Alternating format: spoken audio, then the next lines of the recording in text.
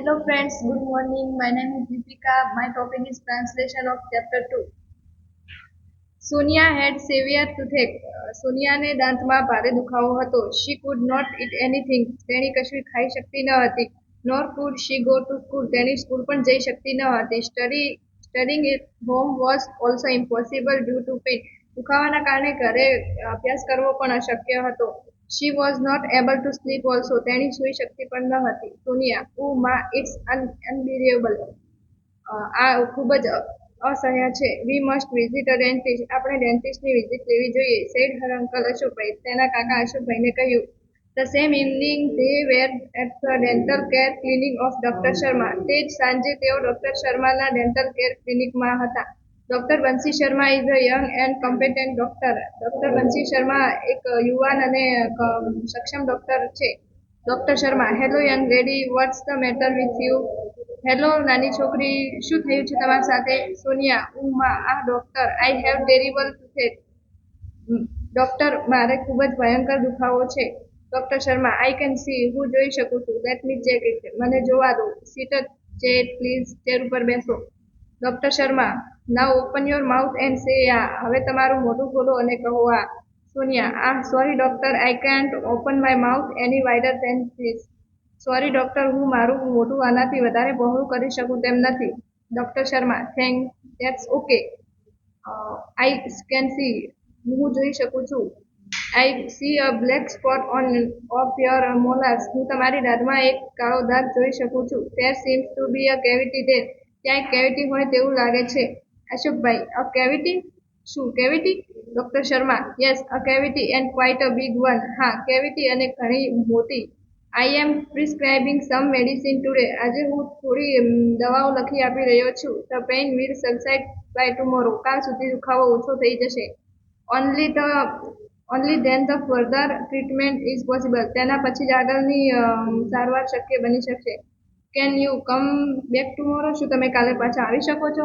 Ashokbhai, I will be out of station tomorrow. હું કાલે બહાર જઈ રહ્યો હોઈશ. ડોક્ટર શર્મા, વેલ, સારું. Sonia can come alone. Sonia એકલી આવી શકે છે. She is a brave girl. તેણી ખૂબ જ બહાદુર છોકરી છે. Sonia, yes doctor, I have to. હા, હું છું.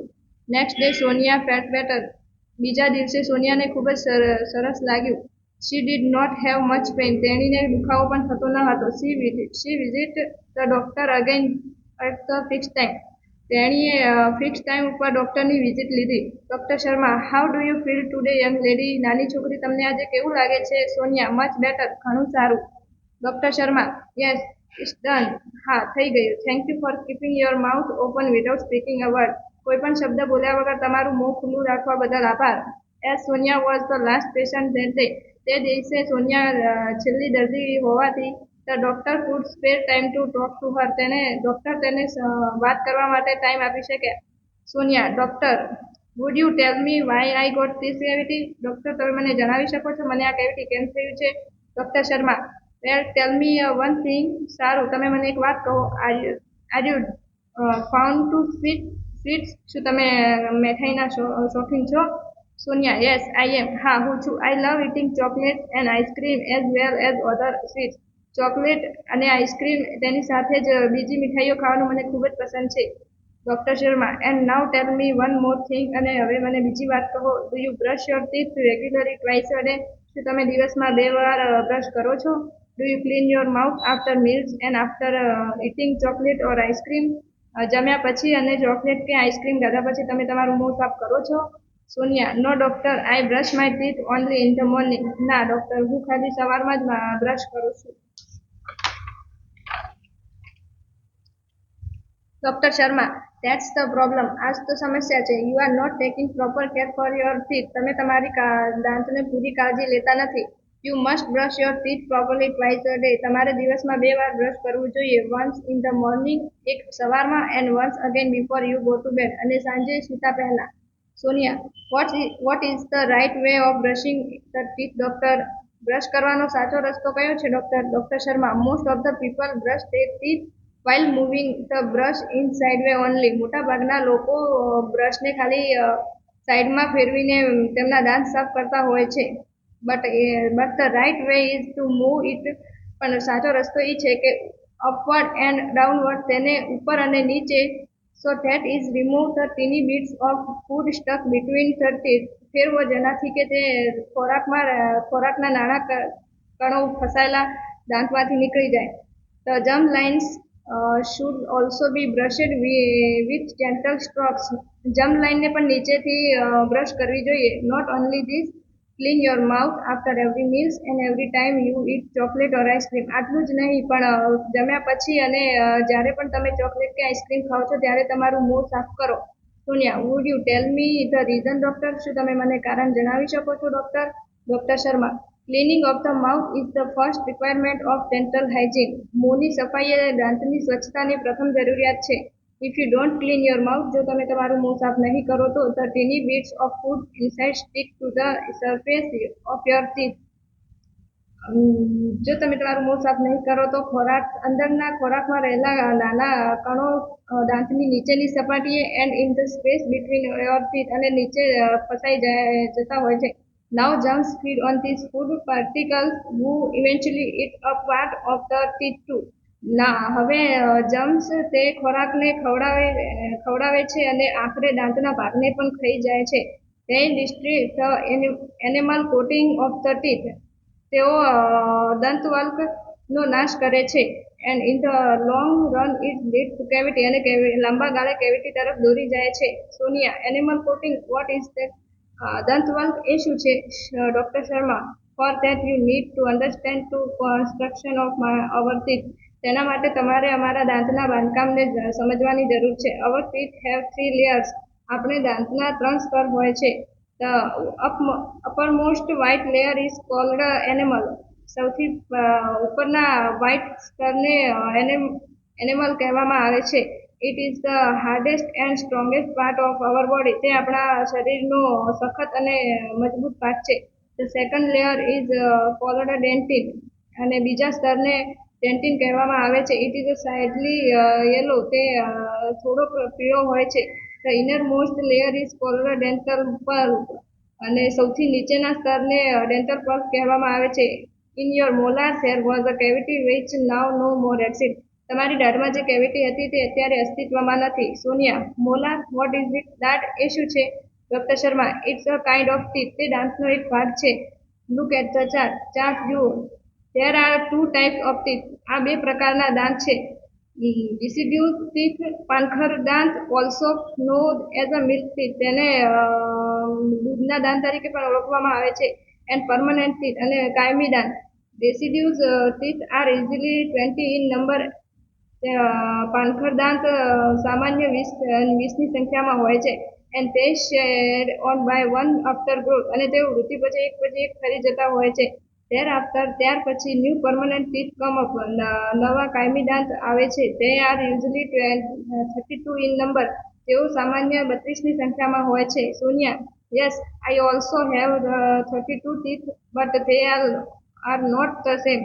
હા, મારે પણ 32 દાંત છે પણ તેઓ એક સરખા નથી. Doctor Sharma, they are different in shape, size and function. તેઓ આકાર, કદ અને કાર્યમાં અલગ હોય છે. There are 4 incisors. તેઓ 4 incisors, 2 canines, 2 canines, 4 premolar, 4 premolar and 4 or 6 molar in each jaw. અને 4 કે 6 દાંત હોય છે. Sonia, can I ask you few question about my friend's dental problem? શું હું તમને મારી ફ્રેન્ડના ડેન્ટલ પ્રોબ્લેમ વિશે થોડાક પ્રશ્ન પૂછી શકું? ડોક્ટર શર્મા, ઓ શ્યોર ડિયર, હા ચોક્કસ. સોનિયા, પૂજા, one of my classmates slipped off the stairs and she has some fractured teeth. પૂજા, મારી ક્લાસમેટ સીડી પરથી લપસી ગઈ હતી અને તેને દાંતમાં થોડું ફ્રેક્ચર થયું છે. What should she do? તેણીએ શું કરવું જોઈએ? ડોક્ટર શર્મા, વેલ, સારું. She need to consult a dentist. તેણીએ ડેન્ટિસ્ટની સલાહ લેવાની જરૂર છે. After examining her teeth, તેના દાંતની તપાસ કર્યા પછી the dentist will suggest restoration of the teeth with light cured composite filling material. Dentist તેને લાઇટ ક્યોરેડ કોમ્પોઝિટ ફિલિંગ મટીરિયલ સાથે દાંતનું પુનઃસ્થાપિત કરવાની સલાહ કહેશે. Sonia, okay, I have another friend named ધરા. મારે એક બીજી ફ્રેન્ડ છે જેનું નામ ધરા છે. She has uneven growth of teeth. તેના દાંતની અસામાન્ય વૃદ્ધિ થઈ છે. Her teeth are not properly grow, તેના દાંત પૂરેપૂરા ગ્રો કર્યા નથી.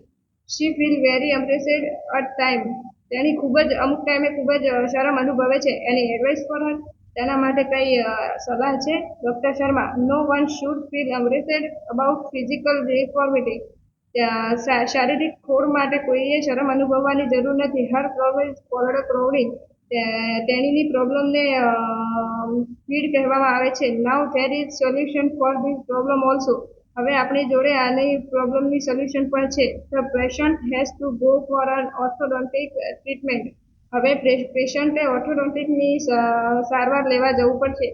The braces will bring her teeth in proper alignment, હવે કૌંસ તેના દાંતને યોગ્ય ગોઠવણીમાં લાવશે. Sonia, should I ask her to see you, શું હું તેણીને તમને જોવાનું કહી શકું? Doctor Sharma, no, she will have to consult an orthodontist, ના, તેણીએ ઓર્થોડોન્ટિસ્ટની સલાહની જરૂર છે. Sonia, thank you very much for your valuable suggestion, તમારા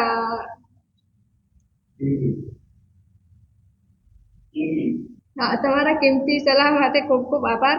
indeed dental science has advanced a lot, dental science ખૂબ જ આગળ વધી રહ્યું છે. I will ask her to consult orthodontist, હું તેણીને ઓર્થોડોન્ટિસ્ટની સલાહ લેવાનું કહીશ. Now I am thinking of taking a project on dental health, હવે હું ડેન્ટલ હેલ્થ ઉપર પ્રોજેક્ટ હાથ ધરવાનું વિચારી રહી છું. Because we have to work on a project in science, કારણ કે અમારે સાયન્સના પ્રોજેક્ટ ઉપર કામ કરવાનું છે. And I think this is a very useful topic, અને મને એવું લાગે છે કે આ ખૂબ જ ઉપયોગી વિષય છે. Doctor Sharma, you can come for guidance for your project if you need, જો તમારે જરૂર હોય તો તમે તમારા પ્રોજેક્ટ માટે માર્ગદર્શન લેવા આવી શકો છો. Sonia, it's so nice of you, એ તમારા માટે ખૂબ જ સરસ છે. Doctor Sharma, you are welcome, તમારો સ્વાગત છે.